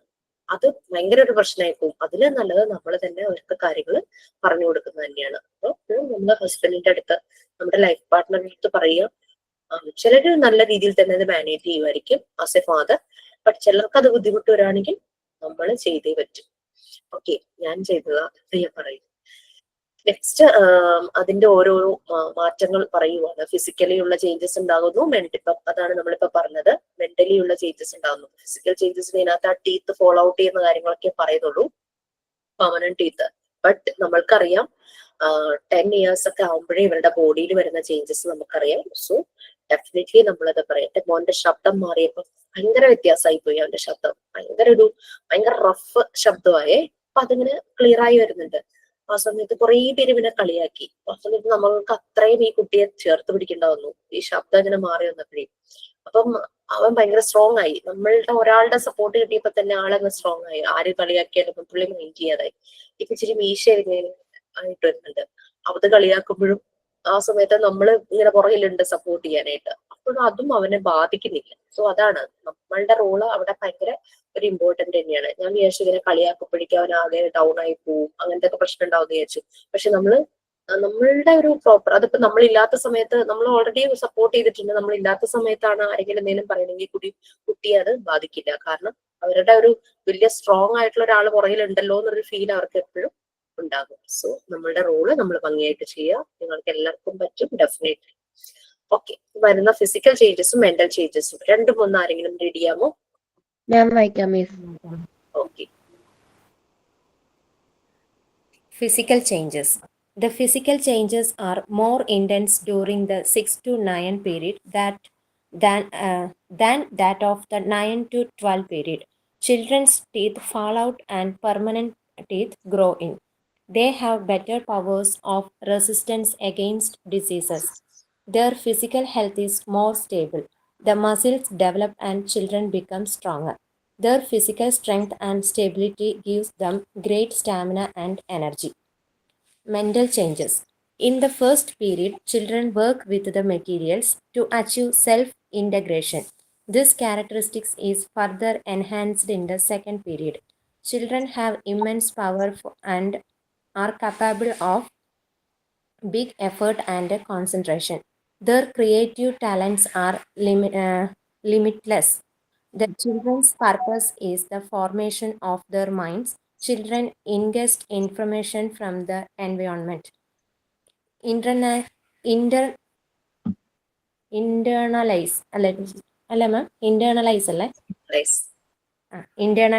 it and then bring into existing relationship with what is already there.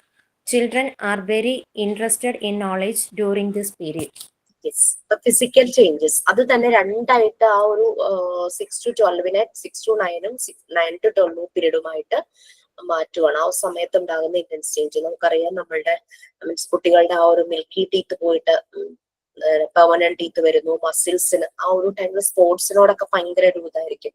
Sports ആക്ടിവിറ്റിയിൽ അവർ ഭയങ്കര ആയിട്ട് ഇൻവോൾവ് ആകും, എനർജറ്റിക് ആകും, മസിൽസ് ഡെവലപ്പ് ചെയ്യാനായിട്ട് തുടങ്ങും, അവർ സ്ട്രോങ്ങർ ആവും. പിന്നെ അസുഖങ്ങൾ കുഞ്ഞിലെ പെട്ടെന്ന് അസുഖങ്ങൾ വരുന്നവർക്ക് പിന്നെ അങ്ങനത്തെ പ്രശ്നങ്ങളൊന്നും ഇല്ലാതാകും. Physical strength. പിന്നെ അവർക്ക് ഭക്ഷണം കഴിക്കുന്നതിൽ തന്നെ വ്യത്യാസങ്ങൾ വരും. നല്ലപോലെ ഭക്ഷണം കഴിക്കാനായിട്ട് സ്റ്റാർട്ട് ചെയ്യും ഈ ഒരു ഏജിൽ. അപ്പൊ നല്ലൊരു സ്റ്റെബിലിറ്റി, സ്റ്റാമിന, എനർജി ഈ ഒരു ഏജിലുള്ള കുട്ടികളെ നമ്മൾ സ്കൂളിൽ നോക്കിക്കഴിഞ്ഞാൽ കാണാം. നമുക്ക് സ്പോർട്സ് PT പീരീഡ് അങ്ങ് കിട്ടാൻ നോക്കിയിരിക്കും, അതുപോലെ ചാടിപ്പോകുന്ന പിള്ളേരുണ്ടാവും.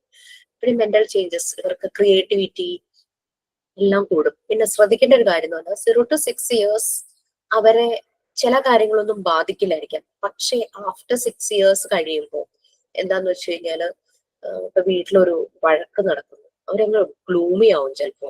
അതൊക്കെ അവരെ പെട്ടെന്ന് അവരെ ബാധിക്കും. 6 years അവർക്ക് അത്ര അതിന്റെ സീരിയസ്നെസ് ഒന്നും മനസ്സിലാവില്ല. എന്തോ വഴക്ക് നടക്കുന്നു അച്ഛനും അമ്മയും അല്ലെങ്കിൽ വീട്ടിൽ ആരെങ്കിലും തമ്മിൽ, അത്രേ അവര് വിചാരിക്കുന്നുള്ളൂ. അല്ലെങ്കിൽ എന്നെ വഴക്ക് പറയുന്നു, അതിന്റെ അത് അത്രയും. പക്ഷെ ഈ ഒരു ഏജിലാവുമ്പോഴേക്കും അവർക്ക് കുറെ ദിവസം അതിന്റെ ഒരു ട്രോമ ഉണ്ടാവും. അവരങ്ങോട്ട് ഭയങ്കര ഒരു സങ്കടം, അങ്ങനെ അവരൊന്ന് നോർമൽ ആകാനായിട്ട് ആ ഒരു ടൈമാണിത്. അവിടെ മെന്റൽ ചേഞ്ചസിൽ ഞാൻ പറഞ്ഞേ ഉള്ളൂ. നമ്മൾക്ക് അത് ഇത് പറയുന്നില്ലെങ്കിൽ പോലും അത് നമ്മളൊന്ന് ശ്രദ്ധിക്കേണ്ടതാണ്. ഫ്രണ്ട്സ് വഴക്കിടുമ്പോ അതൊക്കെ അവര് ഭയങ്കരമായിട്ട് ബാധിക്കും. ചിലര് കരയും അല്ലെ, അവർക്ക് ഭയങ്കര ഒരു സങ്കടമൊക്കെ ആയിരിക്കും. ആ ഒരു ഏജ് ഒക്കെ തന്നെയാണ് ഇത്. ടാലൻസും അവരുടെ ക്രിയേറ്റിവിറ്റി, നല്ലപോലെ റീസണിങ്, ആ ഒരു തോട്ട് പ്രോസസ് മാറും, പ്രോബ്ലം സോൾവിങ് അതൊക്കെ അവർക്ക് നല്ലപോലെ വരുന്നൊരു ടൈമാണ് ഇത്. പിന്നെ കാര്യങ്ങൾ അറിയാനായിട്ട്, പുതിയ കാര്യങ്ങൾ അറിയാൻ, ടെക്നോളജി. ആൺകുട്ടികൾ ചിലപ്പോൾ ആ ടെക്നോളജി സൈഡിലേക്ക് കുറെ കാര്യങ്ങൾ ശ്രദ്ധിക്കും. അങ്ങനെയൊന്നും ഇല്ല കേട്ടോ, ജെൻഡർ ഇതൊന്നുമില്ല. ബട്ട് എന്നാലും കുറെ കൂടെ അവർ ഡീപ്പായിട്ട് അറിയാനായിട്ട് ശ്രമിക്കും. പെൺകുട്ടികളും അതുപോലെ തന്നെ, അവർക്കും പല കാര്യങ്ങൾ അറിയാനായിട്ട്, അങ്ങനെ ഒരു നോളജ് അക്യൂർ ചെയ്യാനും പുതിയ കാര്യങ്ങൾ മനസ്സിലാക്കാനും ഒക്കെ ആയിട്ടുള്ള ഇൻട്രസ്റ്റ് ഉണ്ടാവും. ചുറ്റും നടക്കുന്ന പല കാര്യങ്ങളും അവർ ഉള്ളിലേക്ക് എടുക്കും, ആ ഇൻഫർമേഷൻസ് ഒക്കെ എടുക്കും. അങ്ങനെ രീതിയിൽ.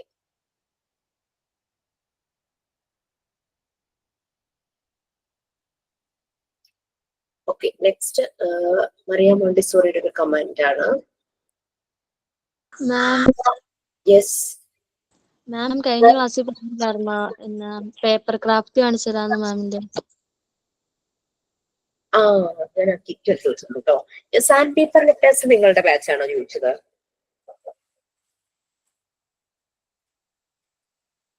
നിങ്ങൾ ഇതുവരെ എന്തെല്ലാം ഉണ്ടാക്കി?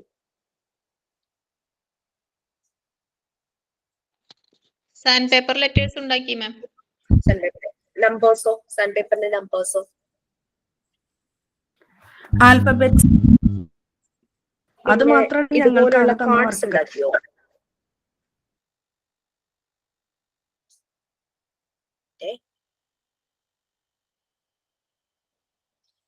ഇങ്ങനെ വേർഡ് റീഡിംഗ് കാർഡ്സ്, അതൊരു മോണ്ടിസോറി മെറ്റീരിയൽ ആണ് കേട്ടോ. നമുക്ക് കുട്ടികൾക്ക് ഫെമിലിയർ ആയിട്ടുള്ള വേർഡ്സ് ഇതിനകത്ത് ഞാൻ ഫാദർ, ഹോളിഡേ, മാംഗോ, അങ്ങനെ ഇത് വേർഡ് റീഡിംഗ് കാർഡ്സ് നമ്മളുടെ മോണ്ടിസോറി മെറ്റീരിയലിലുള്ള ഒരെണ്ണമാണ് വേർഡ് റീഡിംഗ് കാർഡ്സ്. ഞാൻ ചെയ്തത് ചാർട്ട് പേപ്പറിൽ എഴുതിയിട്ട് കട്ടിയുള്ള നമ്മളുടെ എന്തെങ്കിലുമൊക്കെ വാങ്ങുമ്പോൾ കിട്ടുന്ന, ഇതിപ്പോ ഞാൻ വാങ്ങിച്ചത് എന്തോ പേപ്പറൊക്കെ വാങ്ങിച്ചപ്പോ കിട്ടിയൊരു ബോക്സ് പോലത്തെ എന്തോ ആയിരുന്നു, അത് ഇതിനകത്ത് ഒട്ടിച്ചു. അങ്ങനെ പേപ്പർ ആകുമ്പോൾ കുഞ്ഞുങ്ങളുടെ കയ്യിൽ കൊടുത്തു കഴിഞ്ഞ് കഴിഞ്ഞാൽ അവര് കീറിപ്പോവില്ലേ പെട്ടെന്ന്. ഇതാകുമ്പോൾ കുറച്ചൊന്ന് സെക്യൂർ ആയിട്ടിരിക്കും. അങ്ങനെ അവർക്ക് ഫെമിലിയർ ആയിട്ടുള്ള വാക്കുകൾ, ഭയങ്കര കട്ടിയുള്ളതൊന്നുമല്ല. വേർഡ് റീഡിംഗ് കാർഡ്സ് നമ്മളുടെ മോണ്ടിസോറി മെറ്റീരിയലിലുള്ളതാണ്. പിന്നെയുള്ളത് പിക്ചർ റീഡിംഗ് കാർഡ്സ്. ഞാൻ പറഞ്ഞല്ലോ 5 ഏരിയ ആയിട്ട് മോണ്ടിസോറി എൻവയോൺമെന്റിനെ ഡിവൈഡ് ചെയ്തിട്ടുണ്ട്. അതിൽ ലാംഗ്വേജ് ഏരിയയിൽ വരുന്ന മെറ്റീരിയൽ ആണ് വേർഡ് റീഡിംഗ് കാർഡ്സ്. പിന്നെ സാൻഡ് പേപ്പർ ലെറ്റേഴ്സ്. പിന്നെയുള്ളത് പിക്ചർ റീഡിംഗ്. ഏതൊക്കെ ക്ലാസ്സിൽ കാണിച്ചപ്പോ കുട്ടികൾ ചോദിച്ചു ഇതിന്റെ ബാക്കിൽ എന്താണോ വേർഡ് അതിന്റെ പിക്ചർ ഒട്ടിച്ചോട്ടെ എന്ന് ചോദിച്ചു. ഒട്ടിക്കാം. പിന്നെ പിക്ചർ റീഡിംഗ് കാർഡ്സ്, റോസ്, അങ്ങനെയുള്ള അതും കോമൺ ആയിട്ട് അവർക്ക് അറിയാവുന്ന, അവർക്ക് ഫെമിലറൈസ് ആയിട്ടുള്ള കാര്യങ്ങൾ ചെയ്യണം കേട്ടോ. അങ്ങനെയുള്ള ആ രീതിയിൽ അപ്പൊ നിങ്ങൾക്ക് സാൻഡ് പേപ്പർ ലെറ്റേഴ്സ് ഉണ്ടാക്കാൻ പറ്റും, വേർഡ് റീഡിംഗ് കാർഡ്സ് ഉണ്ടാക്കാനായിട്ട് പറ്റും, പിക്ചർ റീഡിംഗ് കാർഡ്സ് ഉണ്ടാക്കാനായിട്ട് പറ്റും. ഇതെല്ലാം മറിയ മോണ്ടിസോറി ഡിസൈൻ ചെയ്ത മോണ്ടിസോറി മെറ്റീരിയൽ ആണ്. നമുക്ക് ലോ കോസ്റ്റ് ആയിട്ട് ചെയ്യാൻ പറ്റുന്നത്. എല്ലാ മെറ്റീരിയൽസും നമുക്ക് വാങ്ങാനായിട്ട് പറ്റില്ല. ഇന്നലെ വന്ന കുറച്ച് മെറ്റീരിയൽസ് ഇന്നലെ വന്നതിൽ ഒന്നാണിത്. ഇതും നിങ്ങൾക്ക് ചെയ്യാനായിട്ട് പറ്റും. ഞാൻ ചെയ്തു വെച്ചിട്ടുണ്ടായിരുന്നു കണ്ടോ, ബീഡ്സ് കൊണ്ട്. ഇത് 1 തുടങ്ങി 10 വരെ നമ്പേഴ്സിലാണേ. നല്ല ബ്യൂട്ടിഫുൾ കളേഴ്സ് ആണ്. വയലറ്റ് ഉണ്ട്, വൈറ്റ് ഉണ്ട്, ഗോൾഡൻ യെല്ലോ, നല്ല ബ്രൗൺ. കുട്ടികൾക്ക് നല്ല ഇഷ്ടപ്പെടുന്ന കളർ 1 കണ്ടോ. ഇത് ശരിക്കും മോണ്ടിസോറി മെറ്റീരിയൽ ആണ്. ഞാൻ ഇത് ചെയ്തു വെച്ചിട്ടുണ്ടായിരുന്നു. പക്ഷെ ഞാൻ ചെയ്തത് എങ്ങനെയാന്ന് വെച്ച് കഴിഞ്ഞാല് കേട്ടോ, കുറച്ചുകൂടെ ഇത് ഈ ഒരു കമ്പി അത്ര ഫ്ലെക്സിബിൾ അല്ല. ഞാൻ കുറച്ചുകൂടെ ഫ്ലെക്സിബിൾ ആയിട്ടുള്ളതാണ് വാങ്ങിച്ചത്. പക്ഷെ ടൈറ്റ്ലി ബീഡ്സ് ഇട്ടില്ല, കുറച്ച് ഗ്യാപ്പ് കൊടുത്തു. കാരണം കുഞ്ഞുങ്ങൾക്ക് കൗണ്ട് ചെയ്യാനുള്ള എളുപ്പത്തിന്. കണ്ടോ, ഈ നമ്മൾക്ക് വന്ന മെറ്റീരിയൽസിൽ കൗണ്ട് ചെയ്യാൻ നമുക്ക്, കാരണം കുട്ടികൾ കൗണ്ട് ചെയ്യുമ്പോൾ അവർക്ക് ഇങ്ങനെ കൗണ്ട് ചെയ്ത് പോകുമ്പോൾ അവർക്ക് സംശയമാവും ഞാൻ ഇത് കൗണ്ട് ചെയ്തു. പക്ഷെ അതേസമയം നമ്മൾ കുറച്ച് സ്പേസ് ഇട്ടിട്ട് ഈ ബീഡ്സ് അതിലാക്കി കഴിഞ്ഞു കഴിഞ്ഞാല് നമുക്കിങ്ങനെ നീക്കി കൗണ്ട് ചെയ്യാം. ചെയ്യുമ്പോ അങ്ങനെ ചെയ്യുവാണെങ്കിൽ കുട്ടികളെ കൊണ്ട് കൗണ്ട് ചെയ്യിക്കാൻ എളുപ്പമായിരിക്കും. ഇതും നിങ്ങൾക്ക് ലോ കോസ്റ്റിൽ ചെയ്യാൻ പറ്റുന്ന ഒരു മോണ്ടിസോറി മെറ്റീരിയൽ ആണ്. ഞാൻ 2 കളേഴ്സ് ആണ് കേട്ടോ എടുത്തത്, ഈ ഒരു പിങ്കും ഗോൾഡൻ. ഇത് കളർ ഇങ്ങനെ പൊളിഞ്ഞു പോകുന്ന ടൈപ്പ് മുത്തല്ല. നമുക്ക് വന്നിരിക്കുന്നത് നമ്മൾ ഇൻസ്റ്റിറ്റ്യൂട്ടിൽ വാങ്ങിച്ചതും അങ്ങനത്തെ മുത്ത് തന്നെയാണ്. ഇത് വിട്ടുപോകില്ല, പൊളിഞ്ഞു പോകില്ല. നല്ല ബ്യൂട്ടിഫുൾ കളേഴ്സ് ഉണ്ട് കേട്ടോ. ഡിഫറെന്റ് കളറൊക്കെ ഉണ്ടെങ്കിൽ നല്ല ഭംഗിയായിരിക്കും. അപ്പൊ ഇത് കുറെ സെറ്റ്സ് ഉണ്ട്.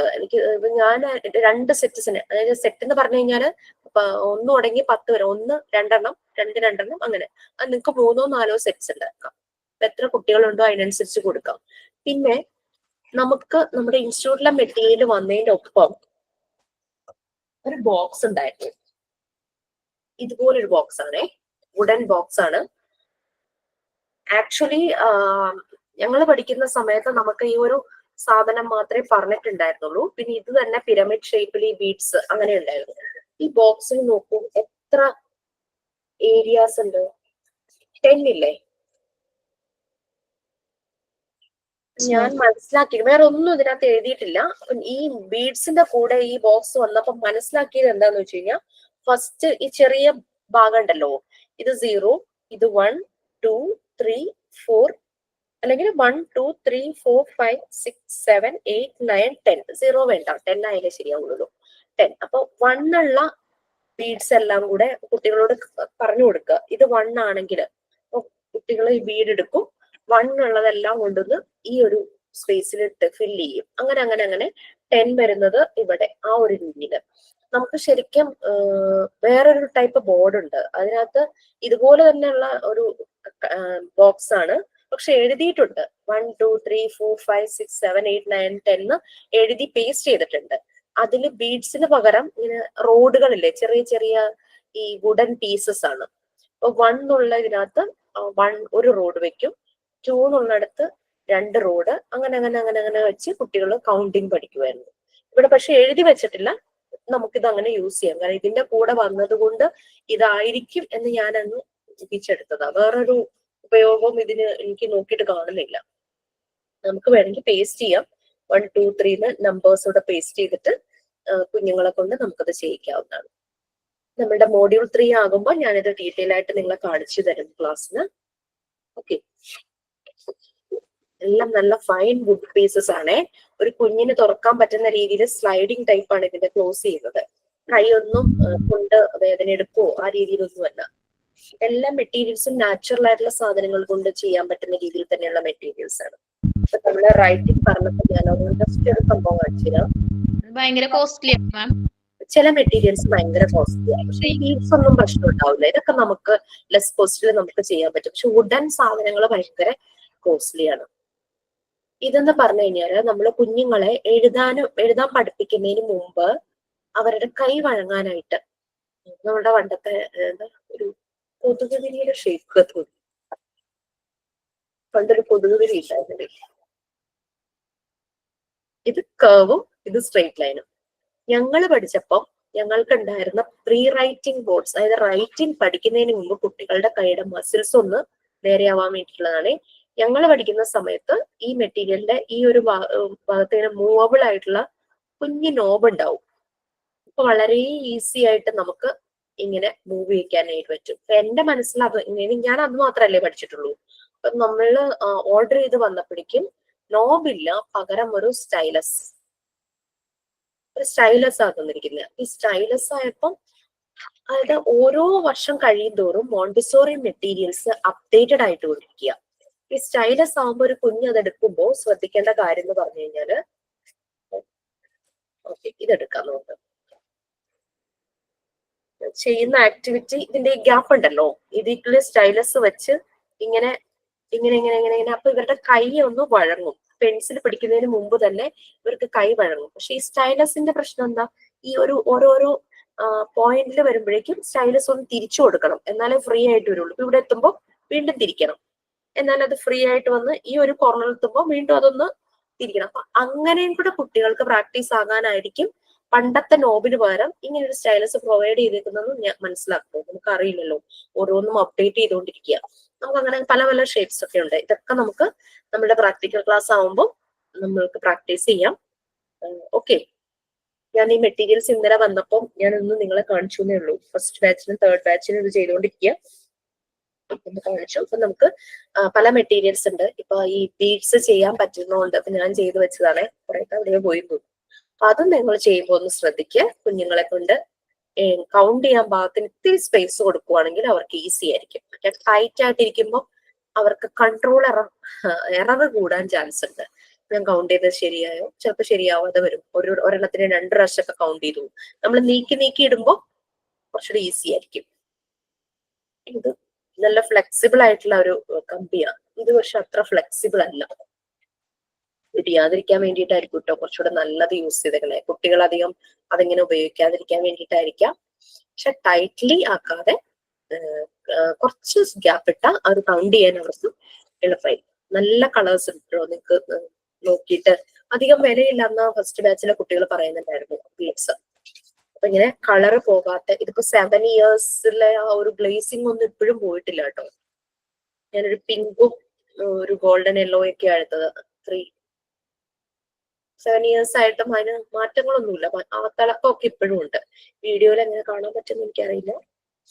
ഓക്കെ, ഇതുണ്ടാക്കി വെക്കാനായിട്ട് എല്ലാവരും ഇതൊന്ന് ചെയ്യും. നമ്മളത് പ്രാക്ടിക്കൽ ക്ലാസ്സിന്റെ സമയത്ത് ചെയ്താൽ മതിയോ മാം? അത് ഇപ്പോഴേ ചെയ്ത് വെക്കണോ? ചെയ്ത് വെക്കുവാണെങ്കിൽ നമുക്ക് സ്കൂളിലൊക്കെ പോകുമ്പോൾ കൊണ്ടുപോകായിരുന്നു. കഴിഞ്ഞ ദിവസം ഒരു ടീച്ചിങ് പ്രാക്ടീസിന് പോയ വേറൊരു ബാച്ചിൽ നമ്മുടെ ട്രെയിനി ഭയങ്കര ഒരു സങ്കടം പറയുണ്ടായി. കുട്ടികളെ UKG ആണ്, 2 ടീച്ചർമാരുണ്ട്. 2 ടീച്ചർമാരും വടിയൊക്കെ എടുത്ത് ഷൗട്ട് ചെയ്ത് പേടിപ്പിച്ചൊക്കെയാ പഠിപ്പിക്കണേ. പിള്ളേര് ശ്രദ്ധിക്കണില്ല എന്നൊക്കെ പറയണ്ടായിരുന്നു. എന്ത് ചെയ്യിക്കാൻ ട്രെയിനിങ് കഴിഞ്ഞു മാം, ട്രെയിനിങ് എന്റെ കഴിഞ്ഞു. അപ്പൊ പിന്നെ കുഴപ്പമില്ല. ചെയ്ത് വെച്ചോ സമയം കിട്ടുന്നതിനനുസരിച്ച്. Okay ma'am. മൈൻഡപ്പ് ചെയ്യാം. മാം സാൻഡ് പേപ്പർ ലെറ്റേഴ്സ് കാണിച്ചു തരൂ. തീർച്ചയായിട്ടും.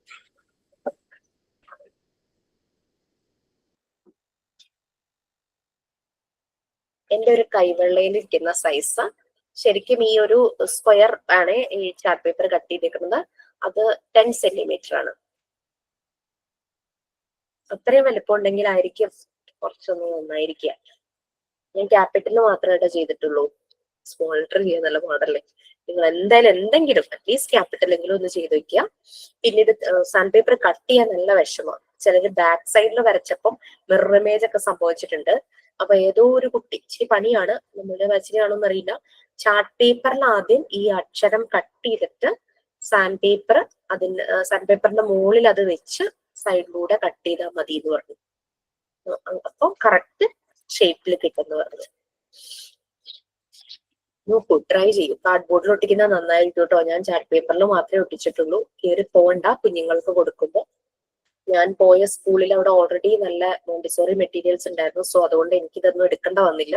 അതായത് അങ്ങനെ തന്നെ ഇരിക്കുന്നത്. അല്ലാതെ നമ്മളിപ്പോ കുഞ്ഞുങ്ങൾക്ക് കൊടുക്കുമ്പോൾ പെട്ടെന്ന് ഇത് ഒരു സേഫ് ആയിട്ട് ഒരു ബാക്കിൽ കട്ടിയുള്ള ഭാഗം ഇല്ലെങ്കിൽ അത് പോകും.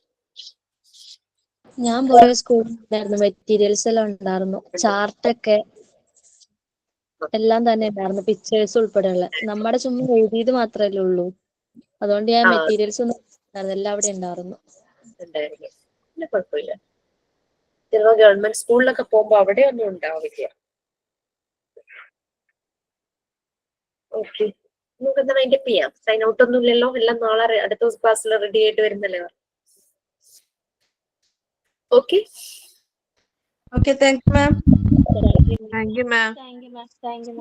Thank you, ma'am. Thank you, ma'am. Thank you ma'am. By.